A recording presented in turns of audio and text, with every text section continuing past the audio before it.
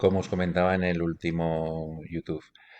En 1897 se rompe esa alternancia entre Cánovas y Sagasta debido a que Cánovas sufre un atentado terrorista en un balneario en el País Vasco, estaba con su mujer. El grabado reconstruye un poco cuál pudo ser la situación, estaba esperando a su mujer para ir ya a comer, se acercó un anarquista italiano supuestamente y le asestó varios tiros. Esto va a provocar evidentemente un caos político porque hay que buscar a un sustituto en el Partido Conservador. Aquí tenéis algunos de los titulares de prensa de esa época, de los periódicos más destacados. Y como os decía antes, en la fotografía de este diputado a Cortes que estaba con Cánovas y observó el atentado. Nunca ha quedado claramente estudiado ni investigado este atentado, con lo cual hay muchos cabos que están sin atar todavía. Aquí tenéis una fotografía de Cánovas ya fallecido y el arma con la que supuestamente se provocó ese atentado. Y abajo tenéis una fotografía por Madrid del cortejo fúnebre acompañando al carruaje y la entrada del féretro a la iglesia para recibir el cuerpo ya muerto de Cánovas. Actualmente Cánovas del Castillo está enterrado en el Panteón de Hombres Ilustres, que es un edificio muy poco conocido de Madrid y que os invito a que cuando tengáis tiempo en el futuro, una vez acabada la EBAU y los estudios de bachillerato, vayáis porque os va a sorprender bastante. Está cerca de Nuestra Señora de Atocha, muy cerca de la glorieta de Carlos V en Atocha, y son estatuas, como veis, monumentales de presidentes y ministros de los gobiernos del siglo XIX. Son muy, muy impactantes. Aquí tenéis, repito, la de el propio Cánovas del Castillo. Ante esta situación, repito,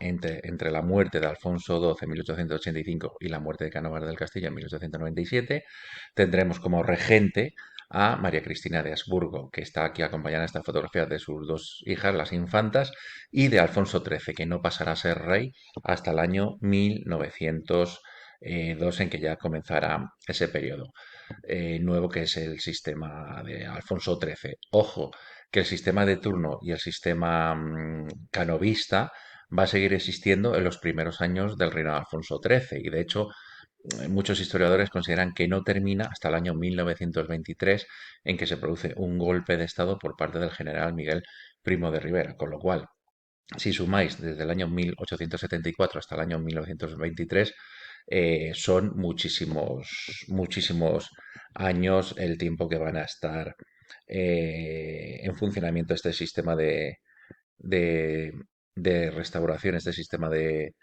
turno, que realmente no es un sistema nada positivo. Vamos a pasar ahora ya al 7.2 y vamos a empezar a hablar dentro también de la restauración. Fundamentalmente nos vamos a centrar de qué movimientos existían de oposición a lo que era el sistema de turno, y también fundamentalmente vamos a empezar ya a hablar de lo que es el sistema nacionalista vasco, gallego y catalán, que dará lugar luego a todo ese nacionalismo durante finales del 19, principios del 20, y que actualmente todavía seguimos teniendo, y de hecho de una forma mucho más marcada a día de hoy. Como movimientos que podemos considerar que son antidinásticos, anti Alfonso XII, claramente tenemos a los carlistas por un lado, eh, en donde va a haber dos grupos. Por un lado, aquellos que, aunque son carlistas, aceptan las escasas posibilidades que tienen de poder llegar a plantar un rey carlista, y por tanto que deciden que es mejor formar parte del sistema político de la legalidad y que por tanto forman parte del juego parlamentario. Y por otro lado vamos a tener a aquellos que rechazan cualquier tipo de acercamiento hacia los gobiernos de turno. En esta corriente destaca sobre todo Ramón Nocedal, que es el líder de esta corriente que podemos llamar integrista. Por otro lado, ¿quiénes también se consideran antidinásticos? Pues claramente los Borbones. Por un lado tenemos los que llamamos los posibilistas, los republicanos posibilistas de Emilio Castelar, que consideran que lo único que pueden hacer es participar a través de los gobiernos liberales de Sagasta. Por otro lado tenemos a Ruiz Zorrilla, que sería el grupo radical republicano, que incluso intentó dar un golpe de Estado que fracasó. Por otro lado tenemos a Nicolás Salmerón, que le recordaréis, tercer presidente de la Primera República, y que defendía y sigue defendiendo una república unitaria. Y por otro lado, a defensores de una república federal como era y es en ese momento Francisco Pi Margall, el segundo presidente de la República. Aquí tenéis a Ramón Nocedal, que os recuerdo que es este líder integrista de los carlistas que no admite de ninguna manera ningún tipo de planteamiento positivo hacia el sistema de turno. Este otro, Ruiz Zorrilla, que es ese republicano que va a encabezar un levantamiento militar que va a fracasar y que va a ser el grupo republicano radical por excelencia. Nos metemos ya, nos adentramos ya, después de haber visto quiénes están contra la dinastía borbónica, la figura de Alfonso XII, y nos vamos a empezar ya a centrar en lo que son los nacionalismos, que hay que distinguir que no todos los nacionalismos de los que vamos a hablar tienen el mismo origen o tienen la misma base o se van a desarrollar de la misma manera. Aquí tenéis, por ejemplo, la portada de el periódico por excelencia que va a intentar divulgar este nacionalismo catalán, que es la Renaixença. La Renaixença, que es un concepto, un término que también estáis estudiando este año o lo habéis estudiado el año pasado en literatura, que es la Renaixença catalana. Renaixença, traducido al castellano, sería el renacimiento. Evidentemente se va a referir a todo lo que es el renacimiento de la lengua, las costumbres, la historia catalana, la cultura catalana. ¿Qué consideran los catalanes para reclamar este nacionalismo?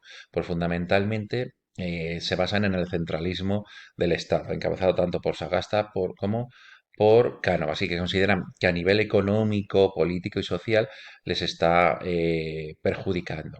Desean recuperar fueros que sabéis que habían perdido, sobre todo a partir de la Tercera Guerra Carlista que habían perdido en la época de Alfonso XII, y consideran que esos fueros, esos privilegios que hemos hablado de ellos desde la Edad Media, desde la época de la Reconquista, recordaréis que son merecedores de nuevo de tenerlos.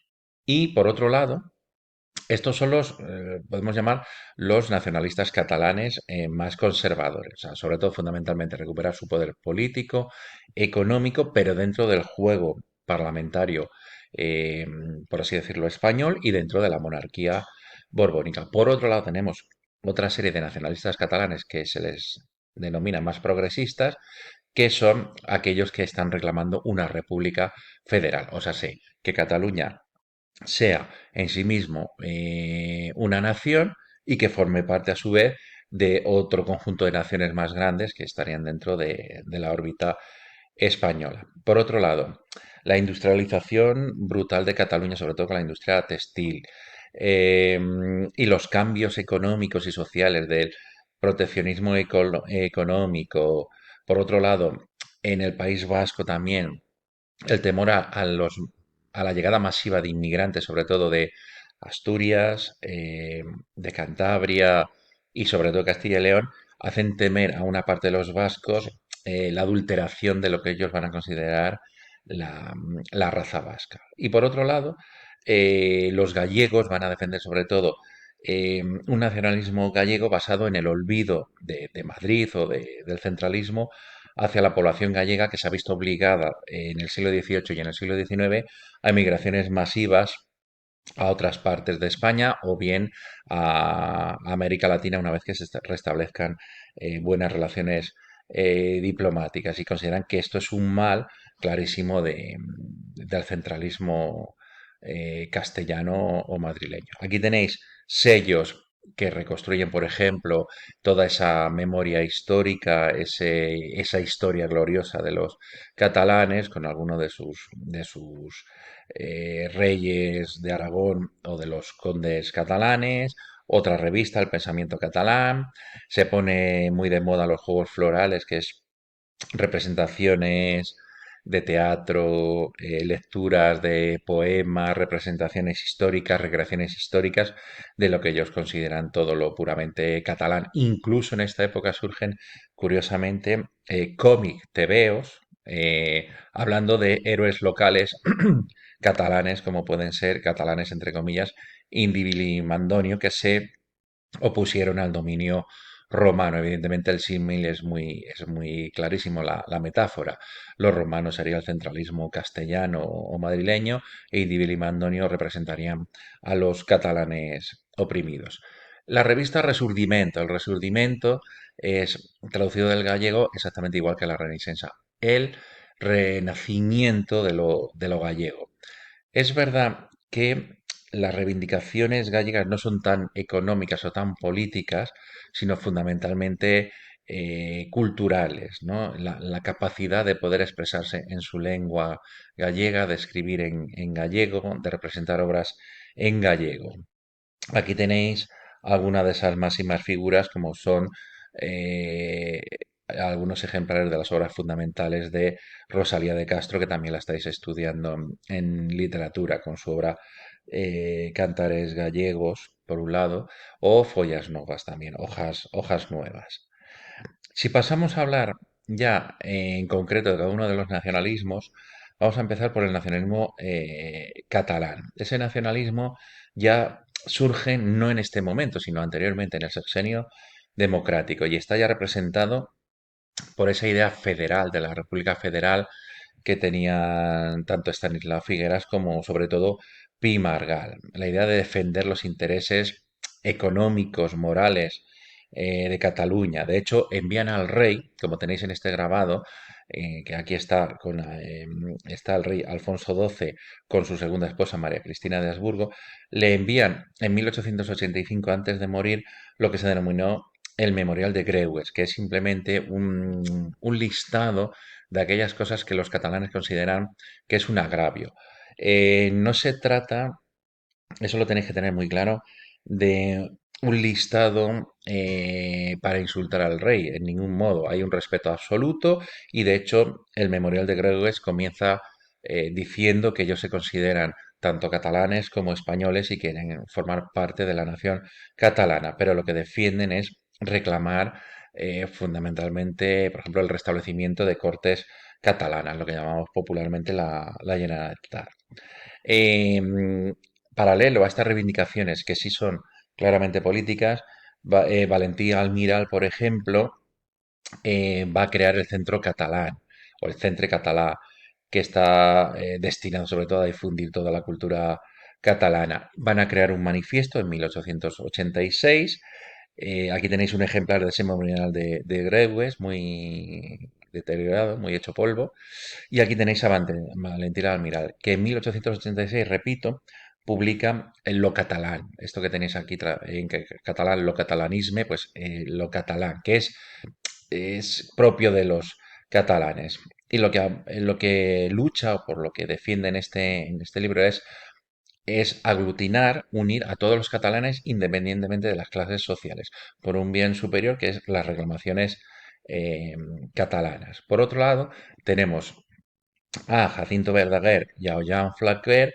Jacinto Verdaguer seguramente os sonará porque también es un escritor que habéis estudiado en literatura, que defienden lo catalán pero desde el punto de vista más rural, más tradicional. De hecho, aquí le tenéis a Jacinto Verdaguer vestido con el típico traje de payés, de agricultor catalán. Esto va a llevar a crear más asociaciones, a animarse y a que surjan, por ejemplo, también la Unión Catalana o la Unión Catalanista, que sobre todo está aglutinada en torno a la burguesía catalana, ilustrada, conservadora, que promueve las bases de Manresa. Las bases de Manresa, que es la idea de crear un primer estatuto de autonomía para los catalanes. Eso sí, desde un punto de vista muy tradicional, muy conservador. El primer gran partido catalán podemos denominar lo que será la Lliga Regionalista, liderada por Prat de la Riba y Francesc Cambó. Aquí tenéis un grabado de esas bases de Manresa.